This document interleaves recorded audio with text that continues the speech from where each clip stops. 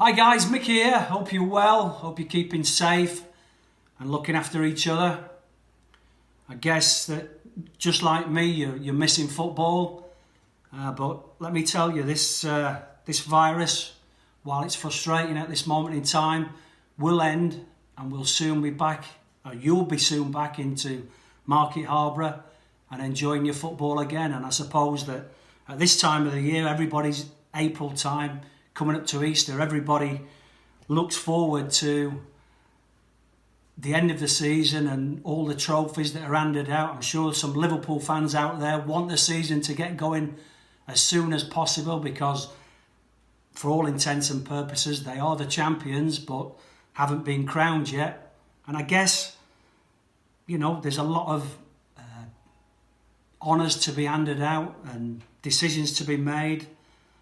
So listen, it's frustrating for everybody at this moment in time, but you've just got to keep yourself going and look after each other. So guys, listen, what we're going to do today is we're going to answer some questions that have been sent in. That's very kind of everybody that's took the time to do so.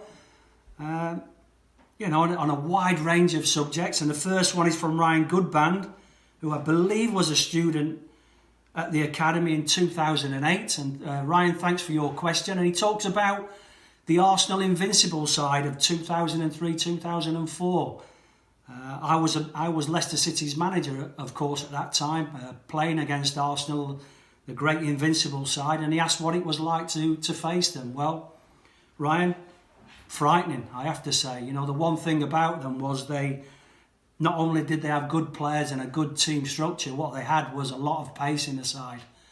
I think everybody can remember Thierry Henry at his best. They had Dennis Bergkamp, who sometimes played alongside Thierry or dropped into that number 10 slot. It was very, very difficult to mark.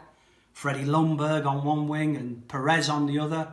Patrick Vieira in midfield. And of course, everybody talks about the goals that they scored, but what about them defensively? I think the season they won the league, and I might be wrong in this, but I think they only conceded 26 goals, and that was great credit to the organisation that they had as a defensive unit. Everybody knowing their jobs, and that was, of course, led by Sol Campbell and Kolo Toure, who's now a coach at Leicester City. But what was it like to face them? Well, we were one of the only teams that took a point off them that season. I think we drew 1-1 in early December at the Walker Stadium. We did particularly well that day. We were in the game right up until the 90th minute, got a late equaliser. And what sort of tactics did I employ that day? Well, let me tell you, the one thing about that Arsenal invincible side was they had pace. And a lot of goals that they scored, if you looked at them, were from breakaways. So when you were attacking, whether it be from a free kick or a corner for you, in that attacking third, you were most vulnerable then. So what we did, and a lot of teams started to do, was that when we got a free kick or a corner, and we're talking from an attacking point of view, we only stuck 4 attacking bodies into the box. So 4 of our main headers went into the box. Now, why is that unusual? It's unusual because normally 5 players would be placed into the box, and sometimes 6. You've seen teams losing games in the 90th minute and stick 6 and 7 players into the box. Well, we decided that we weren't going to get done on the counter-attack. We stuck 4 in the box, hoping for a good delivery and good runs from those 4. But what we then did was we worked on knockdowns and where we thought the ball may land if an Arsenal player got his head on it. So we didn't get counter-attacked. And it was a tactic that's did as well on the day. We had very little possession of the game, but managed to get a 1-1 draw. We then actually played them on the last game of the season and had the audacity, and I mean the audacity, to score first. So they'd gone all those games without defeat, and we were winning 1-0 at half-time at Highbury against the great invincible side. And I was sat on the bench thinking, You know, could we be the team that actually beats Arsenal on the day that they're crowned champions? Well, unfortunately for us, we conceded a penalty just after half time, and then conceded another goal, and then we're never in the game. Can't remember or the possession stats that game, but it was something like 70% for Arsenal, 30% ourselves. And not only were they good from an attacking point of view, but from a possession point of view, they could keep the ball at will.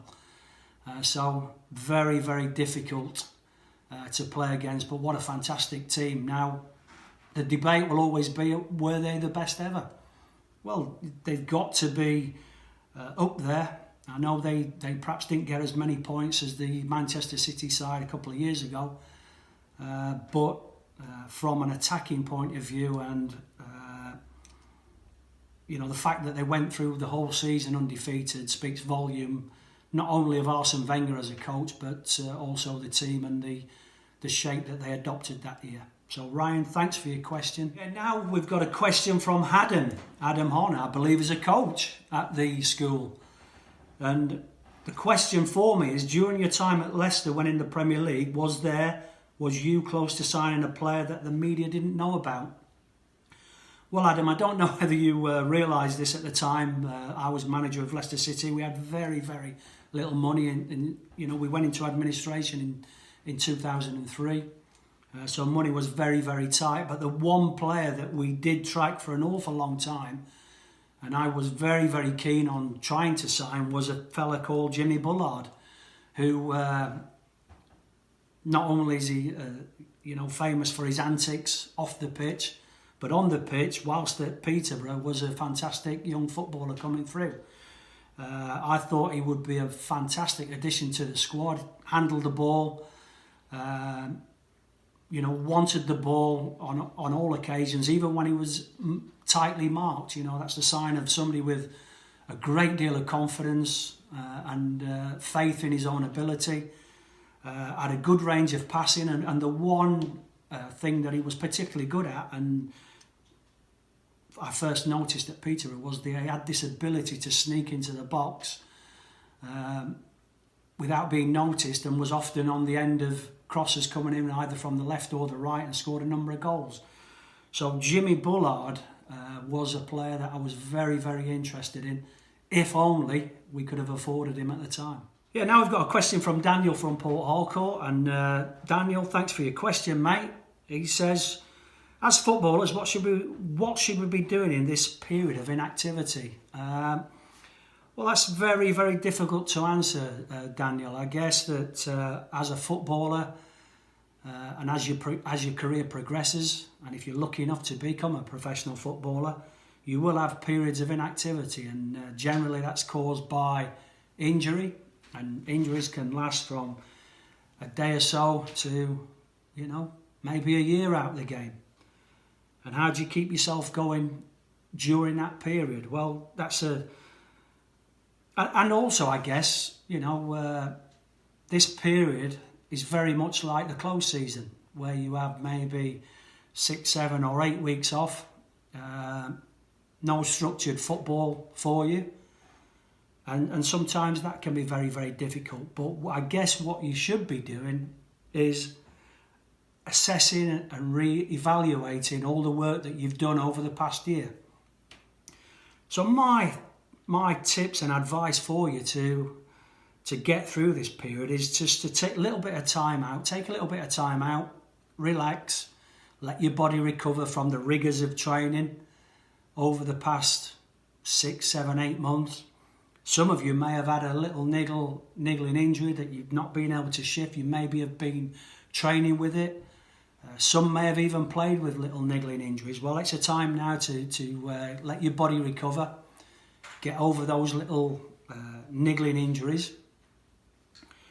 And then when that's happened and you've had a couple of weeks off, like you probably had now, get back into the swing of things. Maybe go for a little jog if it's possible. Of course, there's in certain places there's a lockdown where you're not able to do so, but there's still activities that you can be doing at home, in your rooms that require very little equipment. But if you are lucky enough to get out and you can get out for an hour or so, you can still keep your fitness levels up to a decent standard. Make sure that your pulse rate is risen. If you can do that, that's fantastic. If you can't, then think about your surroundings. What have you got at home that could help you? You've got the facility to do press-ups and sit-ups. If you're lucky enough to have some free weights, you can get on a little weight program. Think about your game. Think about all the things that made you feel good in a certain situation this season.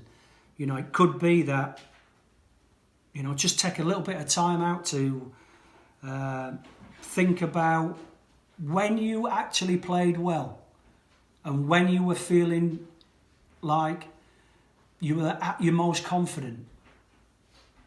Can you replicate that in your mind and then think about why that happened? Did you have enough sleep the night before? Was you refueled? Was you confident because of the work that you'd done on the training ground and you managed to take that into a game? Did you coach? Did you engage with your coach? Did he say well done to you the game before or the training session before? All these little things you should be thinking about in your mind. And if there's a certain pattern to playing well, like you get enough sleep, that you refuel well, then you've got to then start thinking about replicating that when you come back into the college. If it's a case where you're thinking, well, I'm not really at my most confident, I haven't been at my most confident this season, why is that? Think about your game. Think about, are you giving yourself the best preparation to perform on any given day? And simple little things like, did I get enough sleep the night before, or was I up playing on my PS4 with my mates? Did I refuel properly? How much fluid did I take on board before I actually started the game? Did I train well that week? What was my training schedule like?